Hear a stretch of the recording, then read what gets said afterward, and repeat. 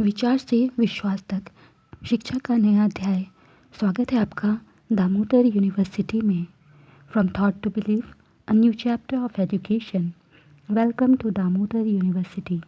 हे everyone, मैं स्मृति झा, आपकी digital mentor.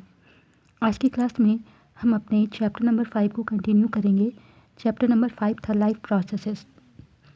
इसके अंदर हमारा टॉपिक है आज का न्यूट्रिशन। आइए देखते हैं क्या कहता है हमारा NCERT. When we walk or ride a bicycle, we are using up energy. Even when we are not doing any apparent activity, energy is needed to maintain a state of order in our body. We also need materials from outside in order to grow, develop, synthesize protein and other substances needed in the body. This source of energy and materials is the food we eat. तो nutrition के बारे में क्या लिखा है, जब भी हम वॉक करते हैं या फिर कोई बाइसिकल चला रहे हैं तो इस केस में क्या होता है कि हम एनर्जी का यूज़ कर रहे होते हैं।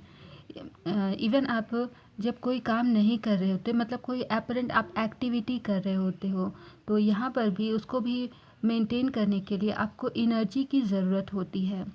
हमें बहुत सारे मटेरियल्स की ज़रूरत होती है। जैसे कि हमारे बॉडी में ग्रोथ हो रहा है या किसी तरह का कोई डेवलपमेंट हो रहा है, तो ये ग्रोथ और डेवलपमेंट होने के लिए बहुत सारे कुछ मटेरियल्स की ज़रूरत होती है। तो हमारे बॉडी में ये जो मटेरियल्स आते हैं, ये मटेरियल्स कहाँ से आते हैं? ये जो खाना हम खाते हैं, फूड जो खाते हैं, यही फूड हमारी बॉडी में सारे मटेरियल्स का काम करते हैं। ये फूड मटेरियल्स क्या करते हैं, हमें एनर्जी प्रोवाइड करते हैं और इसी से ये सभी जो एक्टिविटीज़ हैं, ये एक्टिविटीज़ हम परफॉर्म कर पाते हैं। How do living things get their food? अब क्वेश्चन है कि लिविंग थिंग्स अपना फूड कैसे प्राप्त करते हैं। The general requirement for energy and materials is common in all organism, but it is fulfilled in different ways. यानी कि जो बॉडी में जनरल एनर्जी की जितनी रिक्वायरमेंट होती है, ये सभी ऑर्गेनिज्म को रिक्वायरमेंट होती है एनर्जी की। और ये जो ऑर्गेनिज्म डिफरेंट ऑर्गेनिज्म है, ये एनर्जी की रिक्वायरमेंट को डिफरेंट वेज से, डिफरेंट तरीके से फुलफ़िल करते हैं।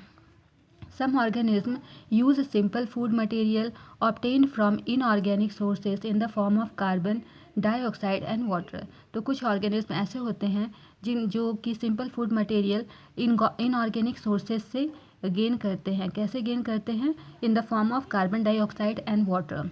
These organisms, the autotrophs include green plants and some bacteria.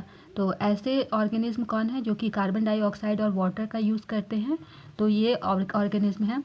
जितने भी ऑटोट्रॉप्स प्रेजेंट होते हैं, जितने भी ग्रीन प्लांट्स हैं और कुछ बैक्टीरियाज होते हैं, ये ऑटोट्रॉपिक नेचर शो करते हैं, जो डायरेक्ट कार्बन डाइऑक्साइड और वाटर से अपना फूड प्रिपेयर करते हैं। Other organism utilizes complex substances. These complex substances have to be broken down into simpler ones before they can be used for the upkeep and growth of the body. तो दूसरे organism की बात करें, जैसे हम हो गए, मतलब मल्टी सेलुलर ऑर्गेनिज्म जितने भी हो गए, तो ये सब क्या करते हैं, ये फूड जब इंटेक करते हैं, ये कॉम्प्लेक्स सब्सटेंसेस के मटेरियल्स को इंटेक करते हैं। और ये कॉम्प्लेक्स सब्सटेंसेस क्या होता है, जब बॉडी में जाता है तो ये बॉडी में जा कर के सिंपलर सब्सटेंसेस में टूट जाता है, ब्रेक हो जाता है, और उसके बाद ये हमारी बॉडी की ग्रोथ में हमारी हेल्प करता है। बॉडी की जो भी रिक्वायरमेंट्स होती है उसको फुलफ़िल करने में, एनर्जी प्रोवाइड करने में हमारी हेल्प करता है। To achieve this organism use biocatalyst called enzyme. तो ये जो प्रोसेस है, ये जो फूड आप इंटेक किए उसको सिंपलर सब्सटेंसेस में जब फूड ब्रेक हुआ, तो इसको अचीव करने के लिए, ये स्टेट को अचीव करने के लिए हमारे पास में ऑर्गेनिज्म है जो बायो कैटलिस्ट का यूज़ होता है। और ये बायो कैटलिस्ट क्या कहलाता है? एंजाइम। तो डिफरेंट वर्क के लिए डिफरेंट एंजाइम्स हमारी बॉडी में प्रेजेंट होते हैं। इसे हम आगे देखेंगे। Thus, the heterotrophs' survival depend directly or indirectly on autotrophs. Heterotrophs organisms include animals and fungi. तो यहाँ से हम कह सकते हैं ऑटोट्रॉप्स यानी कि जो अपना खाना खुद बनाते हैं, ऑटोट्रॉप पर कौन डिपेंड करता है? हेटरोट्रॉप। जितने भी हेटरोट्रॉप हैं जो कि अपना खाना खुद नहीं बना सकते हैं, वो क्या अपने सर्वाइवल के लिए किस पर डिपेंड होते हैं? ऑटोट्रॉप पे, यानी कि प्लांट्स वगैरह पर डिपेंड होते हैं। हेटरोट्रॉपिक में कौन से एनिमल्स आते हैं? तो जितने भी मतलब ह्यूमन बींग्स हो गए, जितने भी एनिमल्स हो गए, फंजाई हो गए, ये सभी हमारे हेटरोट्रॉप के अंदर आते हैं। अब आता है ऑटोट्रॉपिक न्यूट्रिशन क्या होता है। Carbon and energy requirements of the autotrophic organism are fulfilled by photosynthesis. तो जितना भी कार्बन और एनर्जी का रिक्वायरमेंट होता है किसी भी ऑटोट्रॉपिक ऑर्गेनिज्म में, ये कैसे फुलफिल किया जाता है? फोटोसिंथेसिस प्रोसेस के थ्रू फुलफिल किया जाता है। It is the process by which autotrophs take in substances from the outside and convert them into stored forms of energy। तो ये एक ऐसा प्रोसेस है, फोटोसिंथेसिस एक ऐसा प्रोसेस है जिनमें ऑटोट्रॉप्स जो सब्सटेंसेस होते हैं वो कहाँ से गेन करते हैं? आउटसाइड से, बाहर से गेन करते हैं और उनको कन्वर्ट करके एनर्जी के फॉर्म में स्टोर करते हैं। This material is taken in the form of carbon dioxide and water, which is converted into carbohydrate in the presence of sunlight and chlorophyll। तो ये जो मटेरियल ये लोग बाहर से गेन करते हैं वो कौन सा मटेरियल होता है? ये मटेरियल होता है कार्बन डाइऑक्साइड और वाटर होता है, जो कि ये बाहर से इनटेक करते हैं, बाहर से लेते हैं और उसके बाद में क्या करते हैं? ये लोग इसको कन्वर्ट कर देते हैं। कार्बन डाइऑक्साइड और वाटर गेन किया इन द प्रेजेंस ऑफ सनलाइट, उसके बाद में वो लोग इसको कन्वर्ट करते हैं कार्बोहाइड्रेट में in the presence of sunlight, और क्लोरोफिल और सनलाइट के प्रेजेंस में ये उसको कार्बोहाइड्रेट में चेंज कर देते हैं। Carbohydrates are utilized for providing energy to plants. तो प्लांट को एनर्जी देने के लिए कौन काम करता है? कार्बोहाइड्रेट की वजह से ही प्लांट एनर्जी गेन करते हैं। We will study how this takes place in the next section. इसके बारे में हम आगे पढ़ेंगे। The carbohydrates which are not used immediately are stored in the form of starch which serves as the internal energy reserve to be used as and when required by plant. तो ये जो carbohydrate plant में prepare किया गया है, तो ये carbohydrate का इमीडिएटली वो लोग यूज़ नहीं करते हैं। ये जो है स्टार्च के फॉर्म में प्लांट में प्रेजेंट रहता है, जिसको जो कि उसके इंटरनल एनर्जी को रिजर्व करने का काम करता है, और जब रिक्वायरमेंट होती है वो इसको यूज़ करते हैं। A somewhat similar situation is seen in us, where some of the energy derived from the food we eat is stored in our body in the form of glycogen। तो इसी तरह से ह्यूमन बीइंग में भी होता है। तो यहाँ पर एनर्जी जो होता है, जो फूड हम खाते हैं, वो हमारी बॉडी में ग्लाइकोजन के फॉर्म में रिजर्व रहता है। ये हमारा इक्वेशन के फॉर्म में लिखा हुआ है। कार्बन डाइऑक्साइड वाटर के साथ में रिएक्ट कर रहा है इन the presence of sunlight and chlorophyll. तो इसके रिएक्शन के बाद में हमारे पास में बॉडी में क्या बनता है? प्लांट में ग्लूकोज का फॉर्मेशन होता है, जिसका फॉर्मूला है C6H12O6।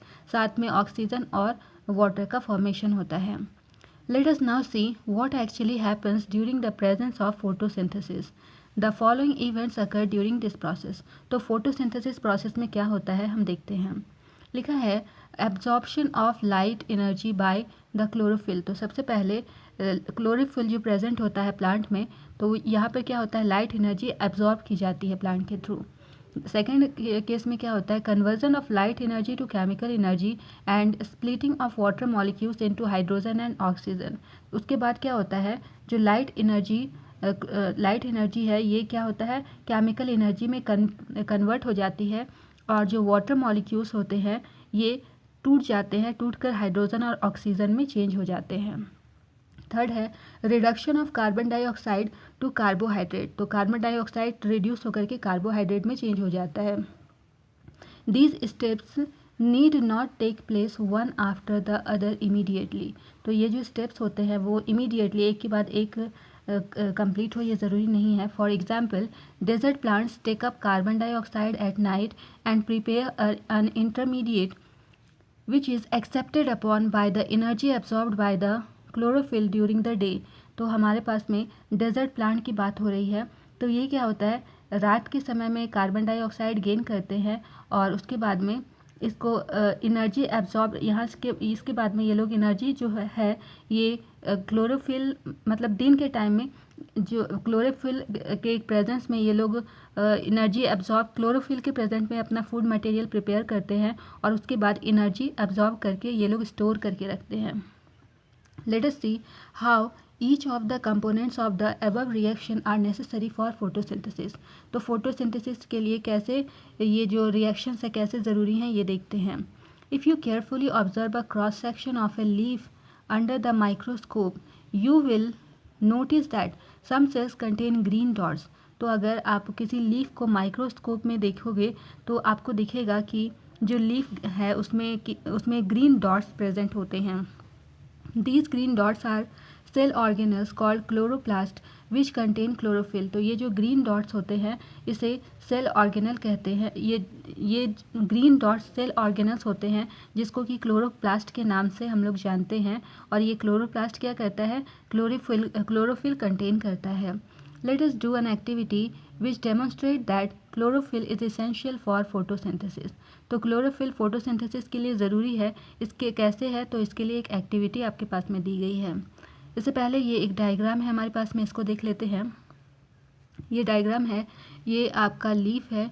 लीफ में ये जो है मिडरिब है, ये सेंट्रल पार्ट जो है ये मिडरिब है, इसको मिडरिब कहते हैं. इसके बाद ये जो पार्ट है ये इसको लैमिना कहलाता है, लैमिना या फिर लीफ ब्लेड कहलाता है. नेक्स्ट है ये वाला जो पार्ट है ये वेन कहलाता है, डायग्राम में आपको शो कर रहा है. ये पार्ट फ्लोएम कहलाता है, जाइलम कहलाता है. तो ये जाइलम फ्लोएम हम आगे पढ़ेंगे कि जाइलम फ्लोएम क्या है और क्या काम करता है. ये है आपका क्रॉस सेक्शन आपका लीफ का दिखाया गया है. ये जो है ये जो डॉट्स दिख रहे हैं आपको येलो कलर के, ये क्लोरोप्लास्ट है. और ये जो स्पेस है ये लीफ के बीच में स्पेस होता है, इसको एयर स्पेस कहते हैं. ये जो आपका दिख रहा है ये गार्ड सेल कहलाता है. एंड हमारा ये जो एपिडर्मिस और लोअर हमारा जो है ये अपर एपिडर्मिस और लोअर एपिडर्मिस में हमारा लीफ डिवाइडेड होता है. तो ये हमारा अपर एपिडर्मिस होता है और ये हमारा लोअर एपिडर्मिस है. और ये जो सबसे ऊपर में आपको पार्ट दिख रहा है ये वैक्सी क्यूटिकल कहलाता है. ऊपर वाला पार्ट ये वैक्सी क्यूटिकल के नाम से जाना जाता है. तो ये हमारा था लीफ का स्ट्रक्चर. अब आते हैं अपनी एक्टिविटी को देखते हैं कि हमारा फोटोसिंथेसिस क्यों ज़रूरी है. Take a potted plant with variegated leaves, for example money plant और क्रोटोन. तो आपको सबसे पहले एक प्लांट लेना है जिसका कि लीफ हो, जिसका कि वेरीगेटेड लीफ हो. तो आपके पास में या तो मनी प्लांट आपको लेना है या फिर क्रोटोन प्लांट लेना है. Keep the plant in a dark room for 3 days so that all the starch gets used up. तो उसके बाद में आप जो प्लांट लेते हो इसको डार्क रूम में 3 दिन के लिए रखना है ताकि इसमें जो स्टार्च है ये पूरा का पूरा स्टार्च जो है वो लीफ यूज़ कर ले. Now keep the plant in sunlight for about 6 hours. अब इसके बाद में प्लांट को 6 घंटे के लिए सनलाइट के प्रेजेंस में रखना है. Pluck a leaf from the plant, mark the green area in it and trace them on a sheet of paper.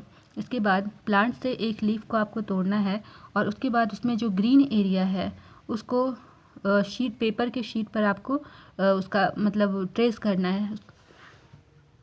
Dip the leaf in boiling water for a few minute. इसके बाद leaf को boiling water में कुछ देर के लिए डाल के छोड़ देना है. After this immerse it in a beaker containing alcohol. इसके बाद आपको एक बीकर में डालना है जिसमें कि अल्कोहल प्रेजेंट होगा. तो अल्कोहल में इसको डालना है.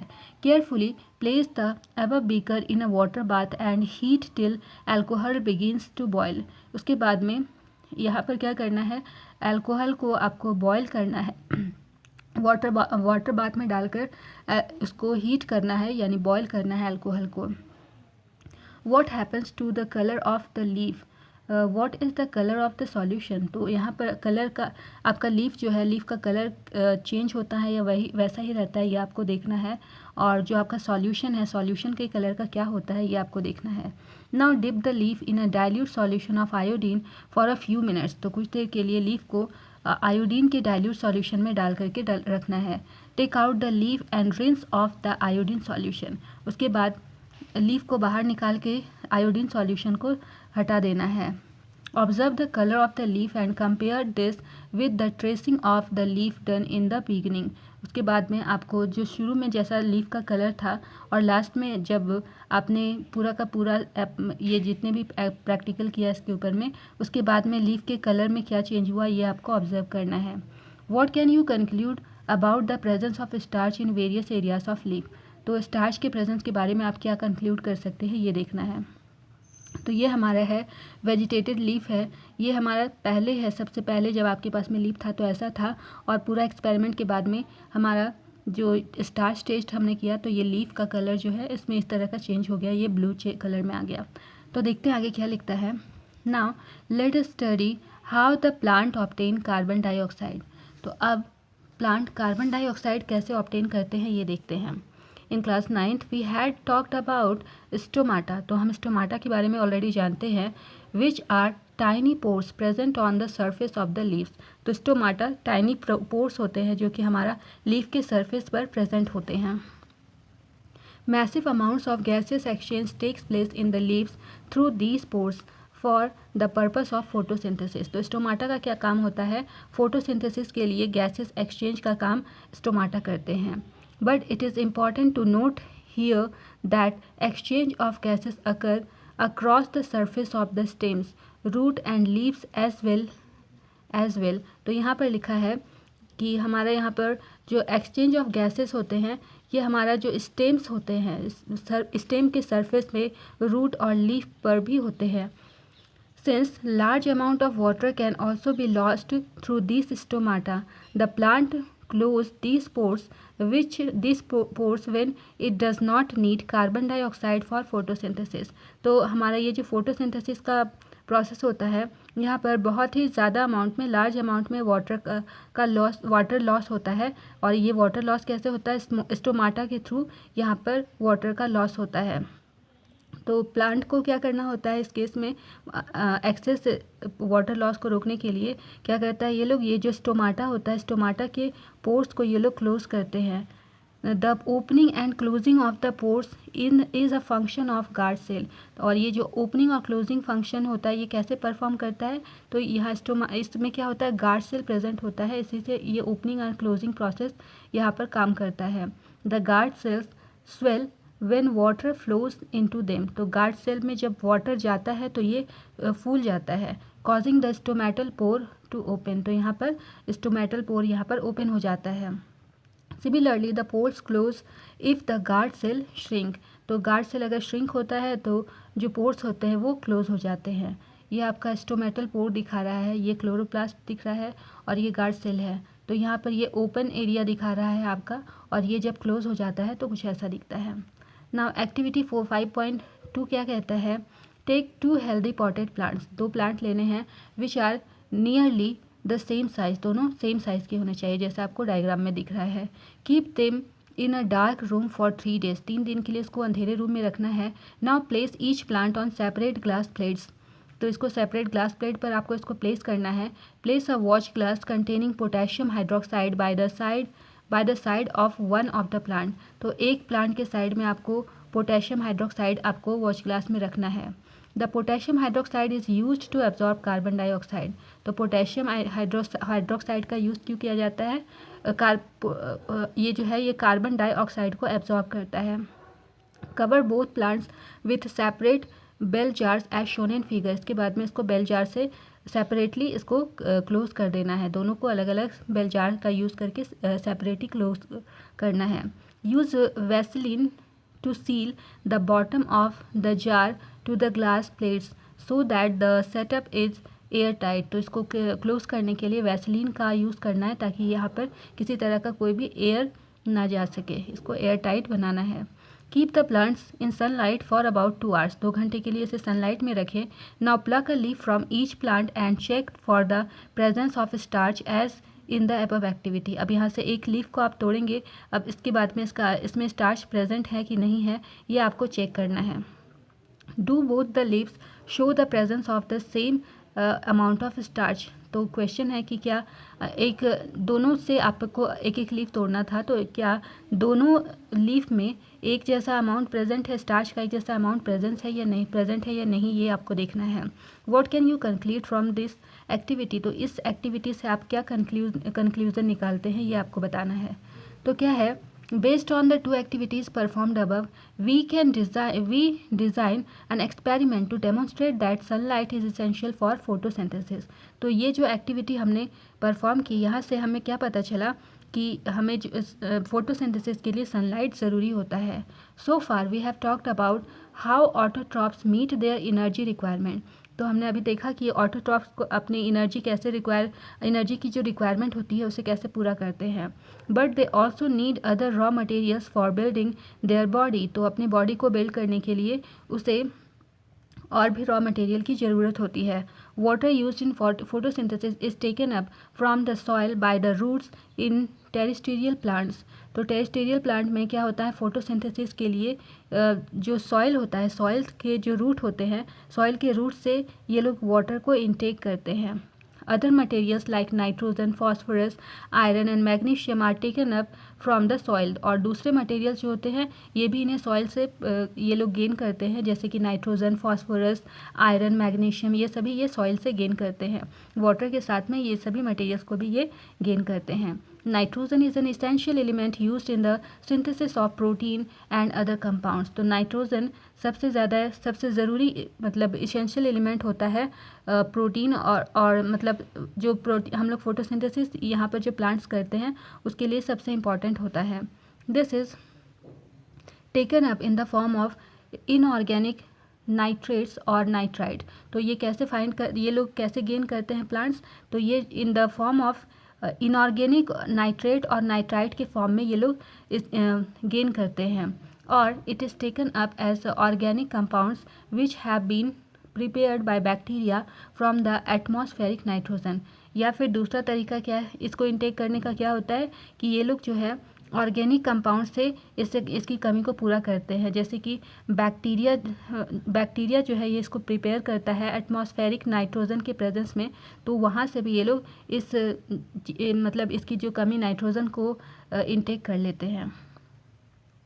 अब हमारे पास में अगला टॉपिक आता है हेट्रोट्रॉपिक न्यूट्रिशन। आगे लिखते हैं हेट्रोट्रॉपिक न्यूट्रिशन क्या होता है। Each organism is adapted to its environment. The form of nutrition differs depending on the type and availability of food material as well as how it is obtained by the organism. For example, whether the food source is stationary such as grass or mobile such as deer would allow for differences in how the food assessed and what is the nutritive apparatus used by a cow and a lion। तो लिखता है कि हर एक organism मतलब हर एक organism अपने environment को adopt करता है, जैसा उसका आसपास का एनवायरनमेंट है उसी के अकॉर्डिंग उसका बॉडी जो है ढल जाता है। तो यहाँ उसी तरह से जो न्यूट्रिशन की ज़रूरत भी होती है, तो न्यूट्रिशन की बॉडी उसके मतलब जो उसकी सराउंडिंग है यानी इन्वायरमेंट है, इन्वायरमेंट पर डिपेंड करता है कि उसे किस तरह के न्यूट्रिशन की ज़रूरत है, किस तरीके का फूड मटेरियल वो खाएगा, किस तरह का वो कैसा ऑर्गेनिज्म है। तो जैसे कि एग्जांपल दिया है कि जैसे कि ग्रास है, ग्रास हमारा stationary source of food material है। और उसी वहीं बात करो डियर की, तो डियर हमारा कैसा है, मोबाइल सोर्स है फूड मटेरियल का। तो यहाँ पर इनके जो फूड मटेरियल्स है ये डिफरेंट हो सकते हैं। जैसे ग्रास की बात करें तो ग्रास हमारा स्टेशनरी है, ये प्राइमरी फूड मटेरियल है। डियर जो है ये घास पर डिपेंड करता है, डियर जो है वो घास को खाएगा, तो यहाँ पर इसका फूड क्या होगा, ग्रास हो जाएगा। वहीं बात करें कि लायन की, तो लायन हमारा क्या करेगा, लायन डियर को खाता है, तो इस तरह से ये इसका फूड हैबिट है। काऊ की बात करें तो ये ग्रास पर डिपेंड रहता है। तो अलग अलग ऑर्गेनिज्म का अलग अलग फूड मटेरियल इंटेक करने का तरीका होता है, अलग अलग उनका न्यूट्रिशन गेन करते हैं, अलग अलग चीज़ों से वे न्यूट्रिशन गेन करते हैं। आगे लिखता है there is a range of strategies by which the food is taken in and used by the organism।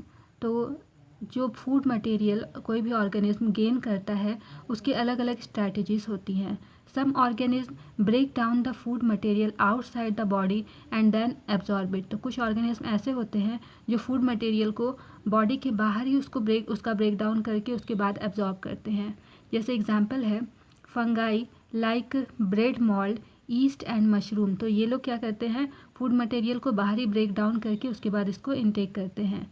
Other take in whole material and break it down inside their bodies. कुछ जो है पूरा का पूरा मटेरियल जो है whole material को intake करते हैं, उसके बाद वो जो फूड मटेरियल होता है उसका ब्रेक डाउन उसकी बॉडी के अंदर होता है.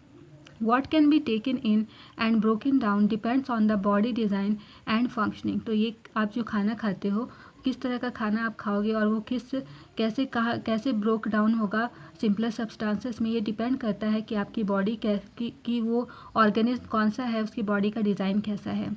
Such other organisms derive nutrition from plants or animals without killing them. तो कुछ ऐसे ऑर्गेनिज्म भी होते हैं जो कि प्लांट्स पर डिपेंड करते हैं, प्लांट उनका प्राइमरी फूड सोर्स होता है.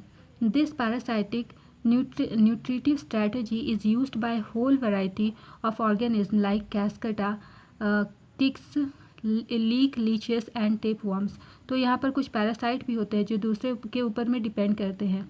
जैसे कैस्कटा की बात करो तो ये जो अमरबेल होता है ये जिस प्लांट पर रहता है उसी वो जो फूड मटेरियल खाता है उसी फूड मटेरियल पर ये डिपेंड रहता है.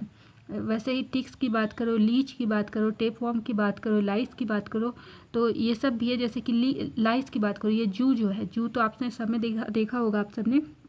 तो जू क्या है, हमारी ही बॉडी में रहता है और हम जो खाते हैं हमारी बॉडी का जो न्यूट्रिशियस सब्सटेंस है, जो हमारा ब्लड होता है, उसी के ऊपर में ये जू जो है ये जीवित रहता है.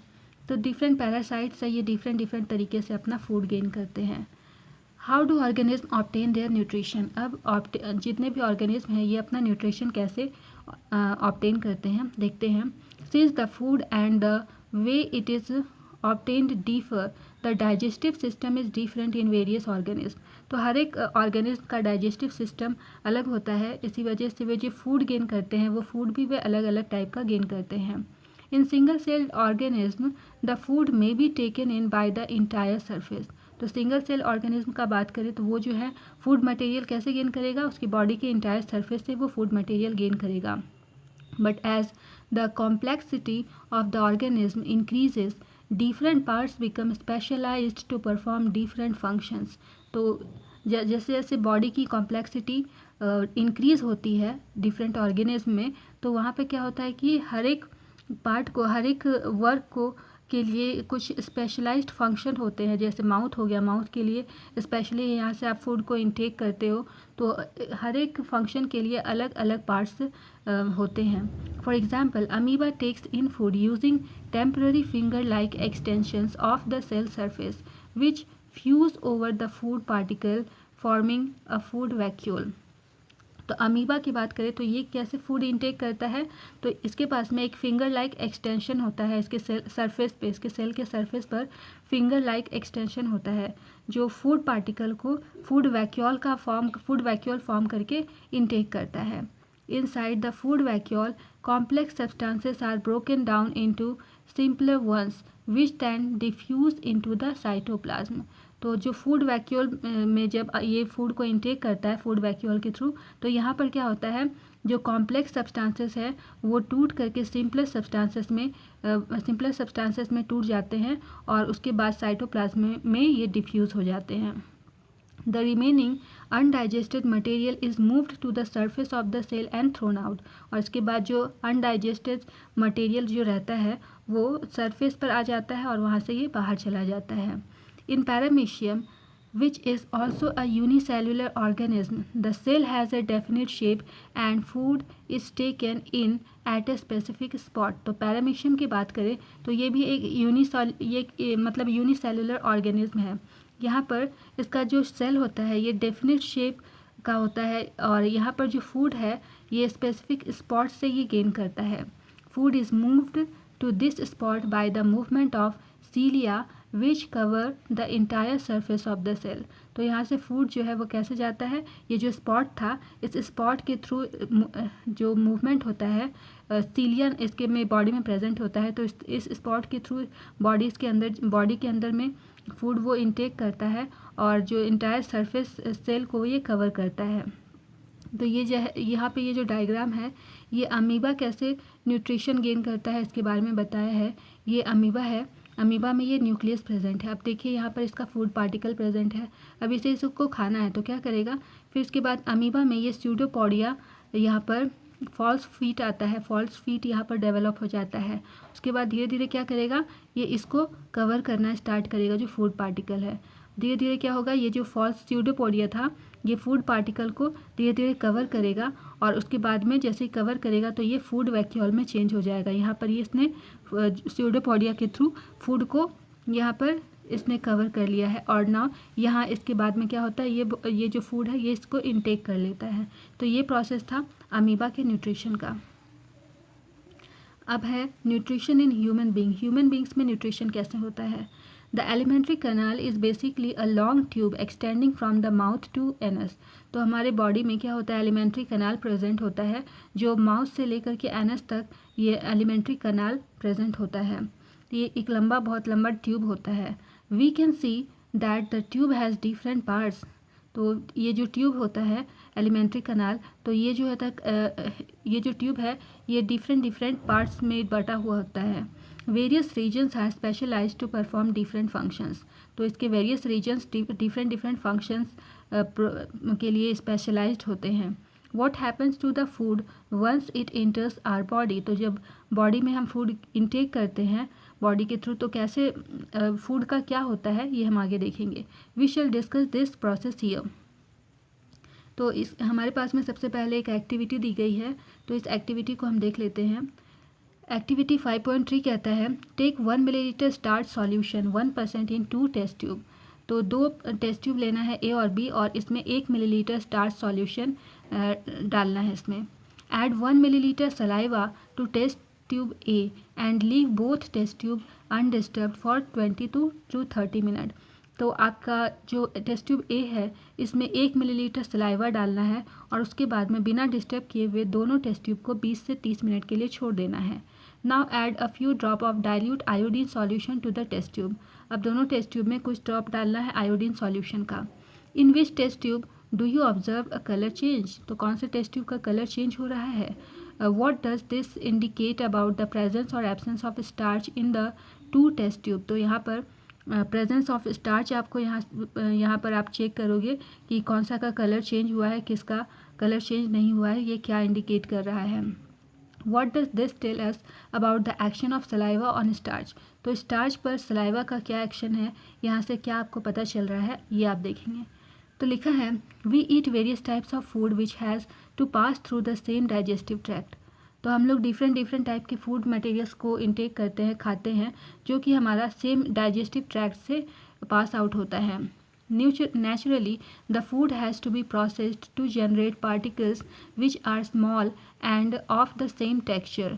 तो हमारा जो फूड जो है जो हम इंटेक करते हैं ये स्मॉल अमाउंट में मतलब डिफरेंट टेक्सचर का होता है, इसको हम इंटेक करते हैं और ये जो है हमारा बॉडी में जा कर के हम उसको क्रश करते हैं। फूड मटेरियल हमारा क्रश सबसे पहले जब हम खाते हैं तो सबसे पहले हमारा टीथ क्या होता है, फूड मटेरियल को क्रश करता है।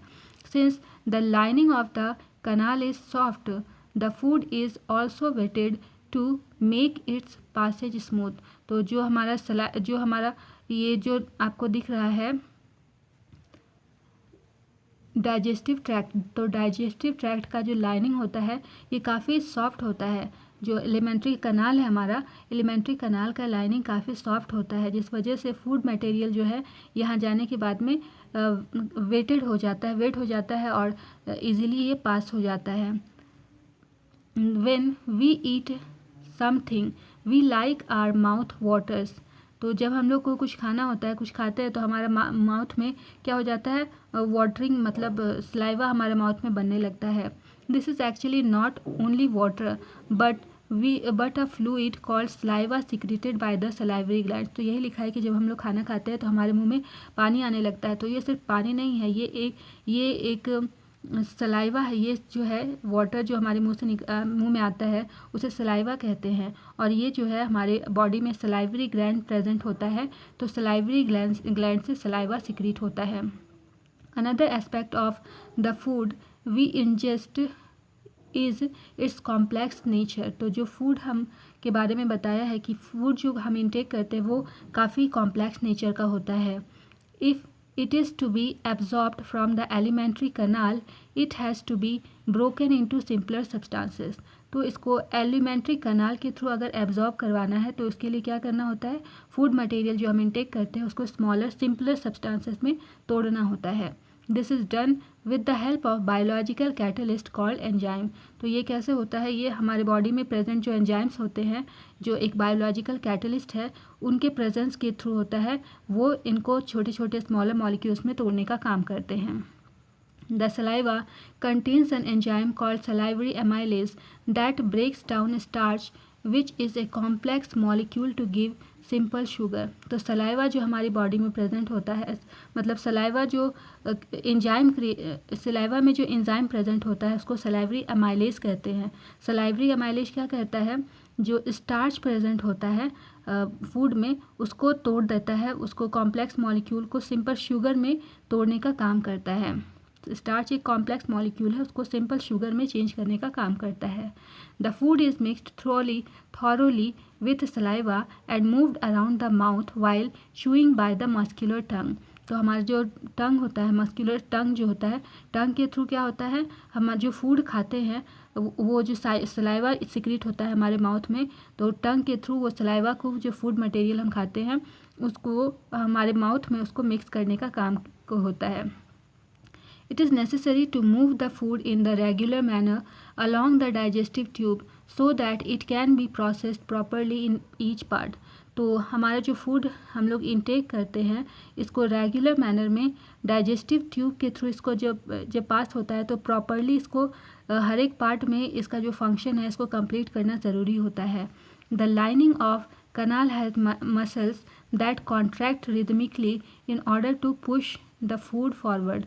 तो हमारा जो लाइनिंग होता है कनाल का, एलिमेंट्री कनाल का, इसमें जो मसल्स होते हैं ये रिदमिकली कॉन्ट्रैक्ट होते हैं और फिर रिलैक्स होते हैं। तो यहाँ से इस वजह से कॉन्ट्रैक्शन और रिलैक्सेशन की वजह से जो फूड पार्टिकल होता है वो आगे की तरफ मूव करता है।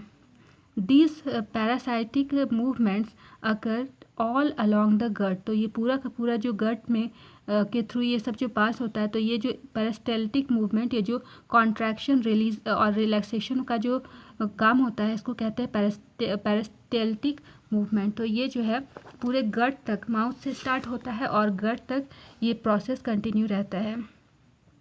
From the mouth the food is taken to stomach through the food pipe और ईसोफेगस। तो सबसे पहले माउथ में हम लोग क्या कहते हैं, फूड को इंटेक करते हैं। तो फूड इंटेक करने के बाद में माउथ से कहाँ जाता है फूड, स्टोमक में जाता है। स्टमक में फूड पाइप के थ्रू जाता है, या फिर फूड पाइप को ही हम लोग ईसोफेगस कहते हैं। तो फूड पाइप या ईसोफेगस के यूज़ से, ईसोफेगस की मदद से हमारा जो फूड पार्टिकल है वो माउथ से आगे की तरफ स्टमक में जाता है। The stomach is a large organ which expends when food इंटर्स it. तो स्टमक कैसा है, एक लार्ज ऑर्गन है, जब आप फूड को जब फूड उसमें इंटर होता है तो ये धीरे धीरे एक्सपेंड करने लगता है।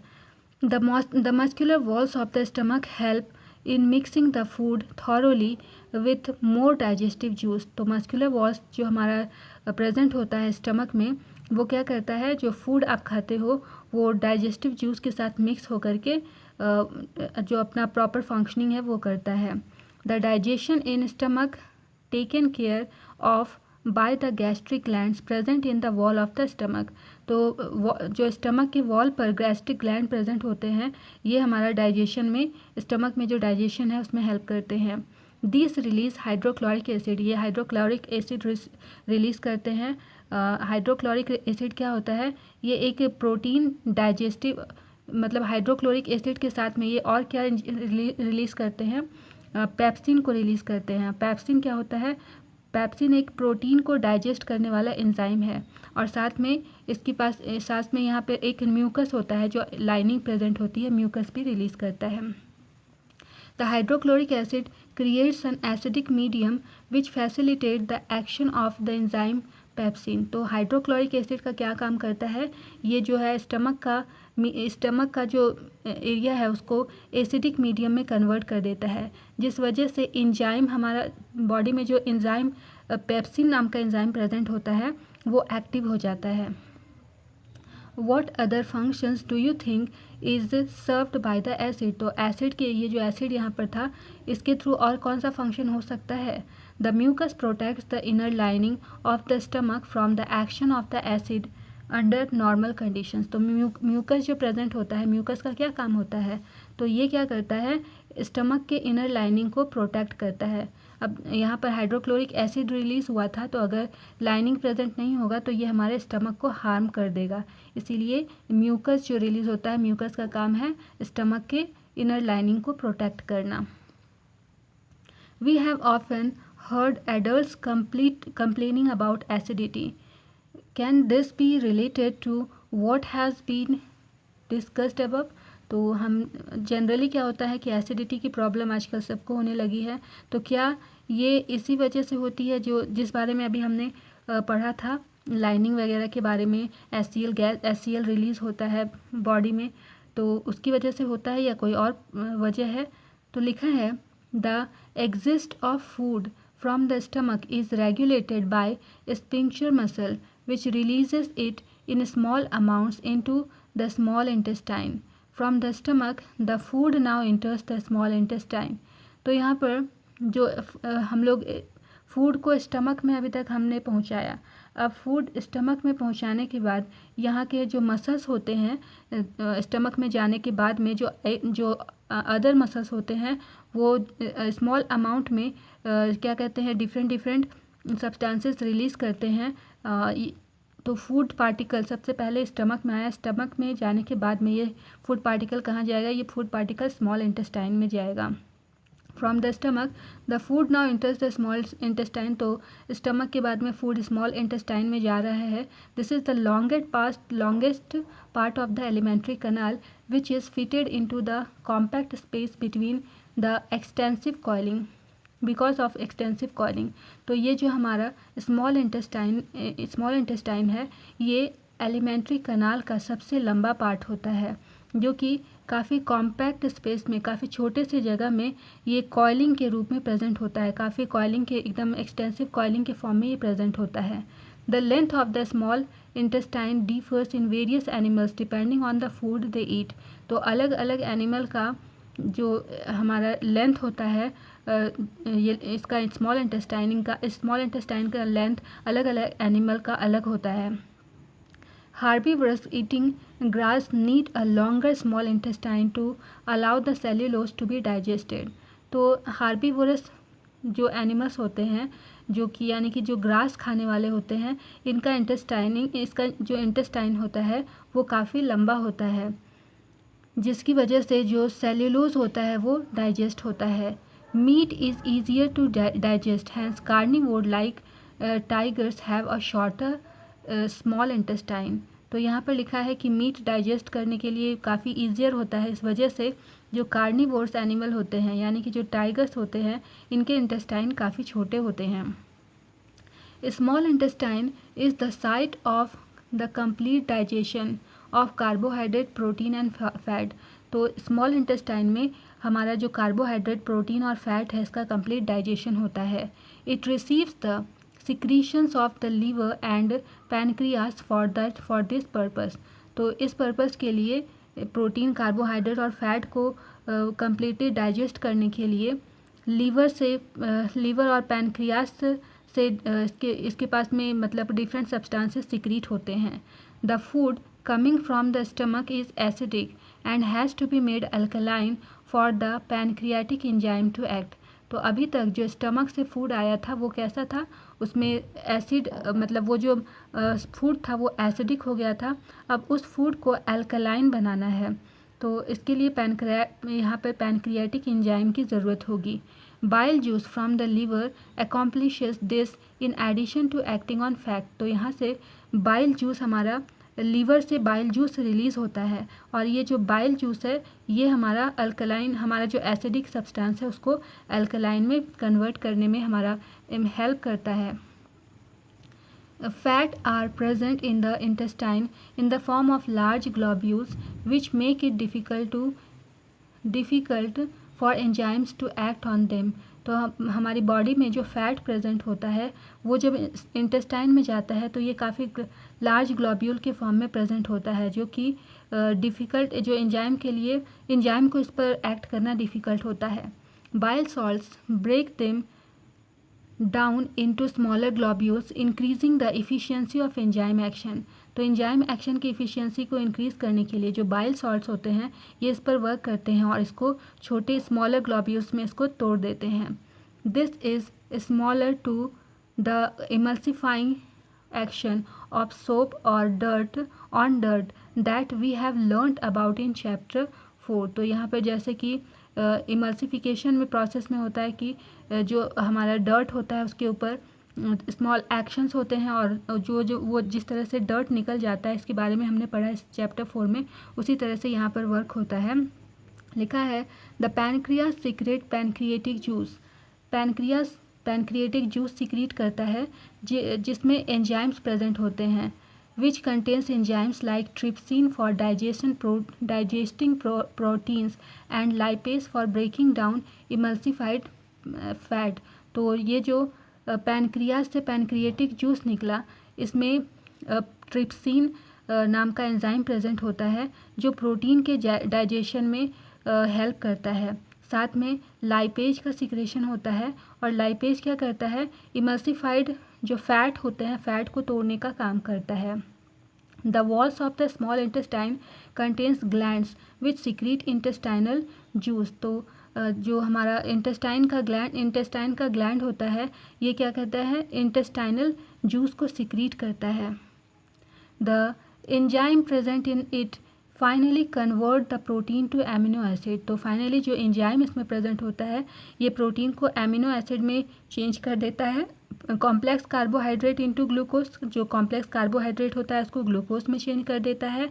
And fat into fatty acid and glycerol, और फैट को चेंज करके ये फैटी एसिड और ग्लिसरॉल में बदल देता है.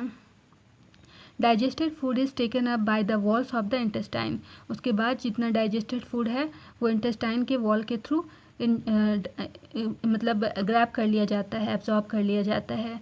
The inner lining of the small intestine has numerous finger-like projections called villi, which increases the surface area for absorption. तो यहाँ पर जो फूड पार्टिकल, जो फूड था वो अब एब्जॉर्प्शन के लिए रेडी होता है. तो ये एब्जॉर्प्शन कैसे होता है, जो इनर लाइनिंग होता है स्मॉल इंटेस्टाइन का उसमें फिंगर लाइक प्रोजेक्शंस होते हैं. ये जो फिंगर लाइक प्रोजेक्शन है इसे विलाई कहते हैं, और इसकी वजह से जो सरफेस एरिया है स्मॉल इंटेस्टाइन का वो इंक्रीज़ हो जाता है और फूड इजीली एब्जॉर्ब हो जाता है. The villi are richly supplied with blood vessels which take the absorbed food to each and every cell of the body, where it is utilized for obtaining energy, building up new tissues and the repair of old tissues. तो villi जो है ये क्या काम करता है, अब absorb कर लिया फूड को, अब ये क्या होता है ब्लड वेसल्स में ये फूड को ये सप्लाई करता है, और जहाँ जो फूड ये एब्जॉर्ब किया होता है उसको ब्लड वेसल्स के थ्रू ये ब्लड वेसल्स में ये सप्लाई करता है, जिससे कि ये हमारे बॉडी के हर एक सेल में पहुंच सके और इसको एनर्जी के फॉर्म में ये यूटिलाइज हो सके, ताकि हमारा जो नया जो जितना भी टिश्यू है उसका किसी तरह का मतलब रिपेयरिंग वगैरह का वर्क ये पूरा हो सके. The unabsorbed food is sent into the large intestine where its wall absorb more water from this material. तो अनएब्जॉर्ब्ड फूड जो प्रेजेंट होता है वो लार्ज इंटेस्टाइन में जाता है, और यहाँ पर क्या होता है वाटर का द वॉल एब्जॉर्ब वाटर. तो हमारा जो लार्ज इंटेस्टाइन का जो वॉल होता है वो क्या करता है वाटर को एब्जॉर्ब कर लेता है, और मतलब जो रेस्ट मटेरियल है उससे वाटर को एब्जॉर्ब कर लेता है, और उसके बाद क्या होता है वाटर एब्जॉर्प्शन के बाद में the rest of the material removed from the body via anus. तो एनस के थ्रू जो बचा हुआ मटेरियल है वो बाहर निकाल दिया जाता है. The exit of this waste material is regulated by the anal sphincter, तो ये जो हमारा वेस्ट मटेरियल जो बाहर निकला, ये रेगुलेट कैसे किया जाता है, एनल स्पिंचर के थ्रू इसको रेगुलेट किया जाता है। तो ये हमारे पास में इसका डायग्राम था, इसे हमने देखा नहीं था, एक बार देख लेते हैं। ये हमारा ह्यूमन एलिमेंट्री कनाल का डायग्राम है। ये हमारा माउथ पार्ट है, ये टंग है, और टंग क्या करता है, जो सलाइवा निकला वो सलाइवा को फूड में के साथ मिक्स करने का काम करता है। ये माउथ है, इसको हम बकल कैविटी के नाम से भी जानते हैं। ये जो आपको दिख रहा है इसे ईसोफेगस कहते हैं ना। यहाँ पर आते हैं तो ये हमारा डायफ्राम है, डायफ्राम का स्ट्रक्चर है, ये डायफ्राम है। ये पार्ट हमारा गॉल ब्लैडर है जो कि बाइल जूस को स्टोर करके रखता है, इसे कहते हैं बाइल डक्ट। ये हमारा लीवर है, और इसके बाद में ये आता है पैनक्रियास ना, ये हमारा अपेंडिक्स होता है, और साथ में ये हमारा एनस है जहाँ से फूड पार्टिकल हमारा बाहर की ओर निकलता है। ये स्टमक है, और इसमें लास्ट में यहाँ पे ये आता है स्मॉल इंटेस्टाइन, जो आपको दिख रहा है स्मॉल इंटेस्टाइन। ये सबसे लार्ज इंटेस्टाइन, सबसे ज़्यादा लंबा होता है, जो एकदम कॉइल के फॉर्म में यहाँ पर प्रेजेंट है। और फिर ये वाला जो पार्ट आपको दिख रहा है ये लार्ज इंटेस्टाइन है, जिसे कोलॉन भी कहते हैं। तो ये हमारा था ह्यूमन एलिमेंट्री कनाल का diagram.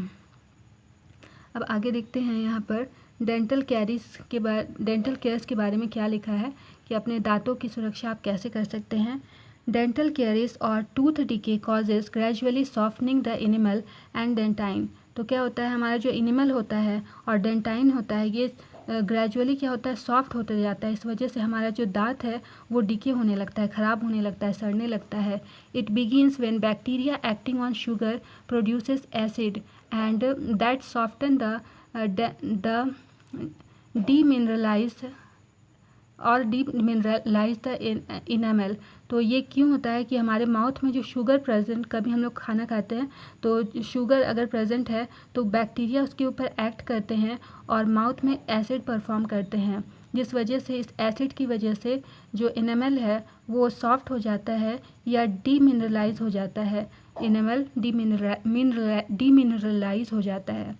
Masses of bacteria cells together with food particles stick to the teeth to form dental plaque।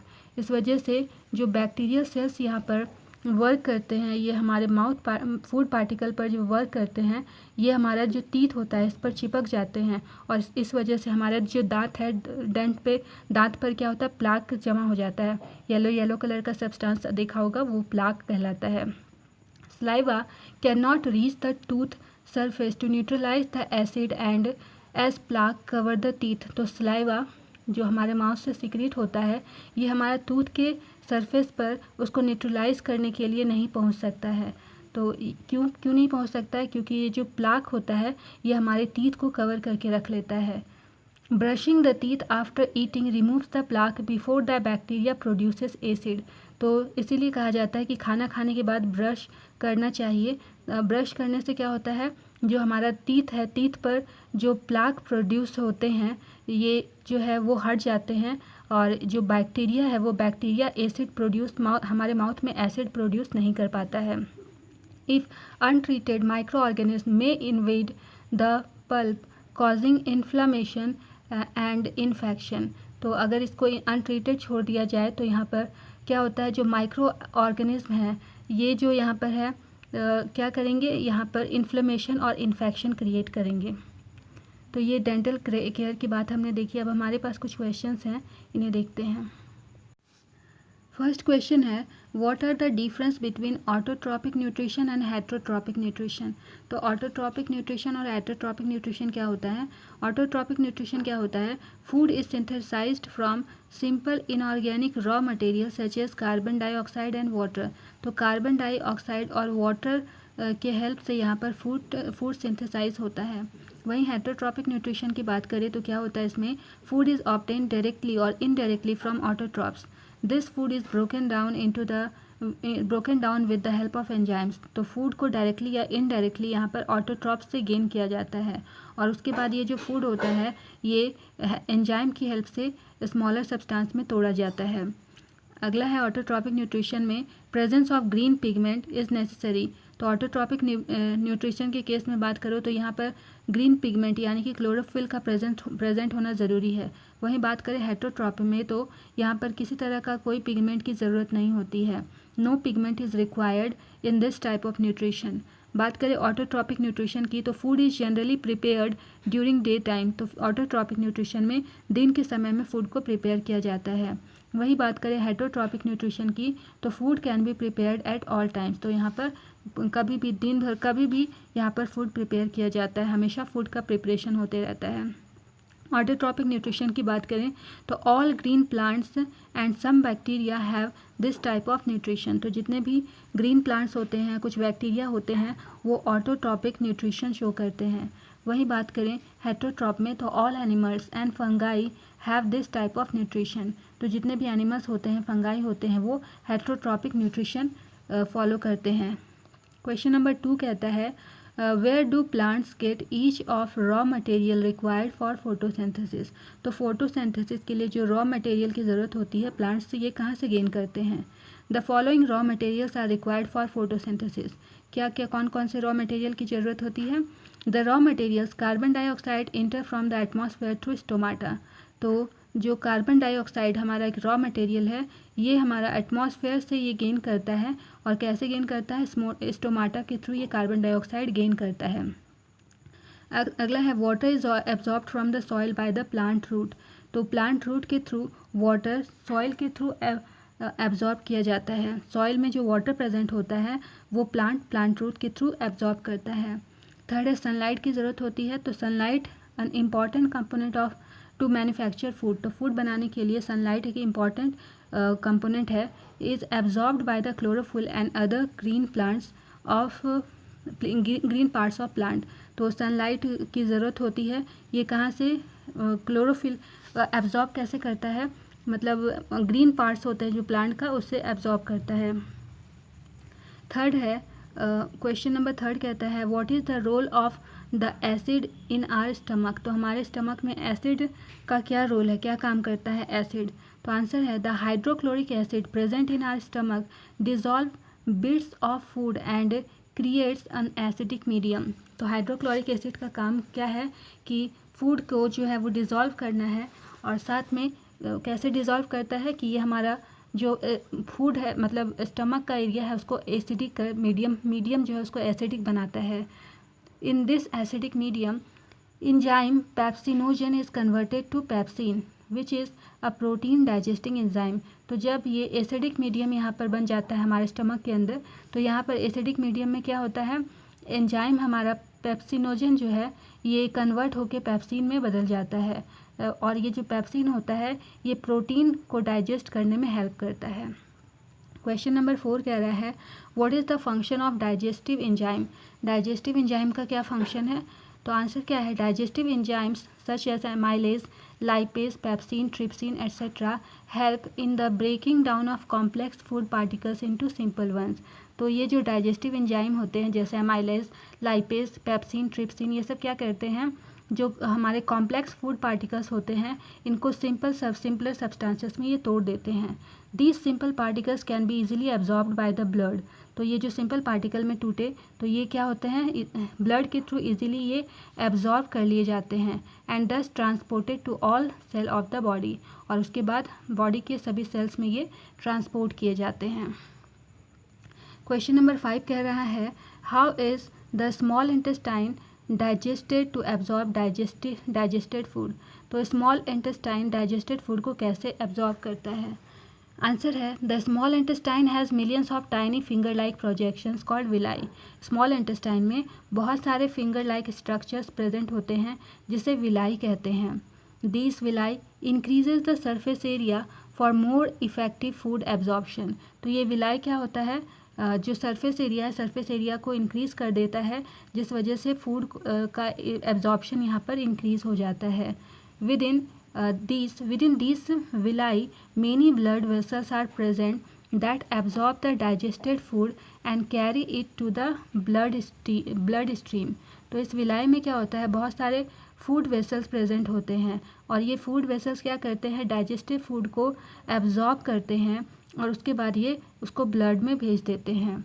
from the blood stream the absorbed food is delivered to each and every cell of the body। और यहाँ से जो blood के through क्या होता है, जितना भी आप डाइजेस्टेड फूड था वो हमारा बॉडी के हर एक सेल में यहाँ से भेजा जाता है। तो ये हमारा है विलाई का, ये आपको डायग्राम दिख रहा है, ये ब्लड वेसल है और ये पूरा का पूरा विलाई का स्ट्रक्चर होता है, फिंगर लाइक स्ट्रक्चर। तो मेरे प्यारे बच्चों, ये थी हमारी आज की क्लास। यदि कोई भी डाउट हो तो आप हमारे DU के कमेंट सेक्शन में अपना सवाल ज़रूर पूछें। मैं हर एक लर्नर को रिप्लाई देने की कोशिश करूँगी। Okay then, keep learning, keep growing only at DU। See you soon, bye bye.